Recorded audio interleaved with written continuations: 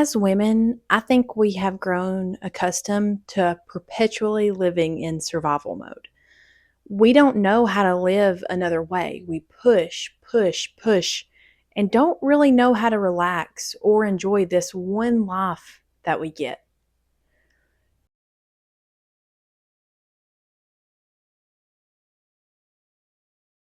My name's Macy, and I make videos about homemaking, slow living, minimalism, and really just trying to find peace and joy in this crazy world that we live in. Before we really get into what I want to talk about today, I want to talk about the name behind my channel because it really leads to our conversation today about exiting survival mode. So, slowly spring. A practical reason is we live on Spring Street, and so that's kind of a just a more of a practical reason.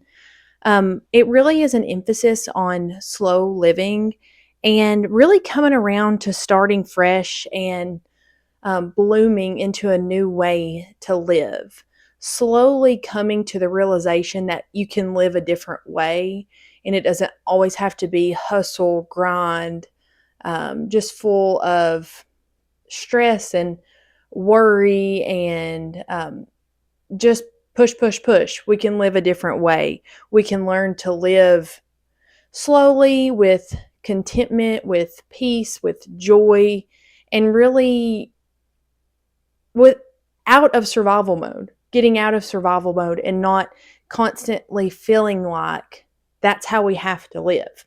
So thinking about like survival mode, when I think about survival mode, it's really just getting by. That's what it is to me when I think about it, just getting by. It's constantly rushing. Like you're always late, you're always behind, you're always missing something. And it's just not finding much joy, not finding much joy in day to day living, not finding much joy in just the simple things that I really think that we're meant to find joy in. I really have three things today that I want to talk about in helping us exit survival mode. I feel on this channel that I lived in a way for a period of years, especially like when I was a young newlywed and a young mother, that I don't feel like was good for my physical health, my mental health, all the above. And it's been in the last 2 to 2.5 years where I've felt like I've kind of learned a new way to live my day to day life that has helped me so much to be a happier person. And I think it's so possible for all women to feel that way and to realize like the power and the strength within them um, to kind of do what we were made to do as women. So the first point I want to talk about with exiting survival mode is acknowledging the bad, messy stuff that we feel and sitting with it. Sometimes I think being in survival mode, the constant rushing, is a really just using distractions as a way to cope with something. Cope with something that we don't want to feel, cope with something that we don't want to deal with. Um, so, what are your struggles?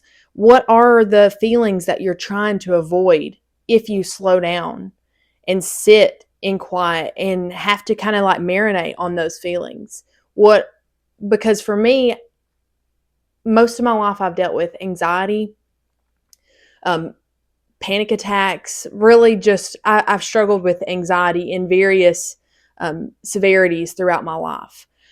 But anxiety is something that I've really had to do like a lot of inner work about to deal with it. Why I feel anxious, what might be the root cause of feelings that I have, whether it be like anger or rage or like depression or anxiety or comparison, jealousy, any of those kind of messy emotions.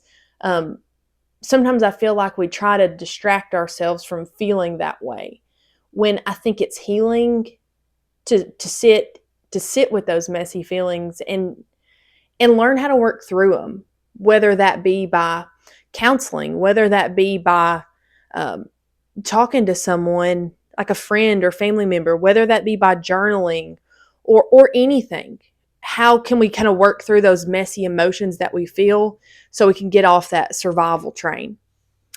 The second thing I want to talk about with exiting survival mode is boundaries. I feel like the biggest, maybe not the biggest, but I think it's probably number one in this category is boundaries on like technology and social media. Um, I feel like that's probably the biggest place where we need to set boundaries to exit survival mode.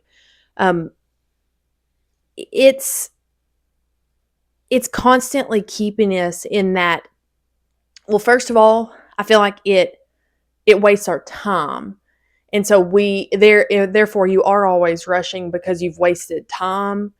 And so then you later on in the day or in the week, you're like running around like a crazy person because you have wasted time on, social media, games, whatever it may be.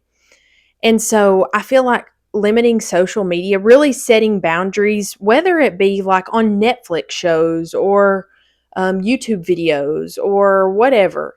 I feel like setting those boundaries that you stick to for yourself helps you to save your time so you don't feel like you're always rushing around, and also helps you not to use those like technology, like plopping down on the couch scrolling social media, as a way to cope with things as well. It forces you to learn to cope in like healthier ways. And so I think a big one is setting boundaries on technology and social media. I think something else we need to set boundaries on is obligations. Because whenever we say yes to something, we're saying no to something else. So if we say yes to something that isn't like a full body yes, we're kind of selling whoever asks us to do something or whatever thing that we're obligated to do. We're kind of selling it short because we're not 100% in it. And then we're also kind of missing out on other things like time with family, time with friends, serving at our churches, anything like that.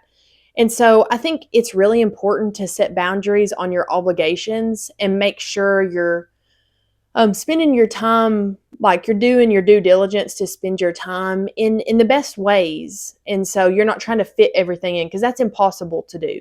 No one can do that, fit everything in. And so spending your time on the things that are like meaningful. So setting boundaries on those obligations sometimes I feel like helps us exit survival mode. And then the last one I want to talk about is life-giving activities. And so I think really any activity can be separated into like life-taking or life-giving activities. For me personally, social media is a very life-taking activity for me. It's not something, it's something that makes me feel like yucky when I spend a lot of time on social media. And so that's a very life-taking activity for me. But on the flip side of that, like a life-giving activity for me is, going out to eat with close friends, or spending a day at the lake with my kids, or at the beach with my kids, or going out on a date with my husband. All of those things are very life-giving activities. So I think it's important that we focus on those life-giving activities and try to weed out our life-taking activities. A big life-giving activity for me is connections, connections to friends, to family, to our community, to our churches. Connections are a very life-giving activity for me. Another life-giving activity for me is prayer. It is something that, that becomes like a routine in your life, and it's something that can give you that like steadiness and peace, and to ask God for that peace and to help you slow down that's something that helps me a lot. Another life-giving activity I jotted down was exercise. Um, I love exercise. I like to run. I like to lift weights, but it can be very simple. Like it can just be moving your body in however way you want to move your body. Um, Running around the yard with your kids, doing a dance video, going for an evening bike ride, going for a walk around your neighborhood. It doesn't have to be complicated, but just moving your body can be a very life-giving activity. And then I feel like I'm always going to have to talk about this one, but clean spaces, keeping your outside world clean and not just chaotic, can be a reflection of like your inside world. And so I feel like if you're constantly living in a very chaotic outside world, it's really hard for the inside world to not just be surviving, because you're constantly stimulated by everything that's around you. And so it's hard to like quiet your mind, quiet your heart, because you're just like looking around at all of the things, all of the excess things. So I think that's another big one is clean, decluttered spaces. I feel like can really help us exit survival mode. So really the main takeaways I think that come with not living in survival mode, not constantly rushing, not just getting by, not um, finding the joy that is there for us in life. I think we need to acknowledge the bad stuff, the messy emotions, and sit with them. Let them marinate, learn why we might feel certain ways, why we might be trying to distract ourselves by always staying busy, and do the inner work to figure that out. And then boundaries on technology, social media, and obligations. And then life giving activities versus life taking activities. That's really the three main things. And all of those major points have all kinds of subcategories that you could talk about within them. But I think that's the three major things that I would say help to exit survival mode. We live in a very distracted world, and it does take work to live differently.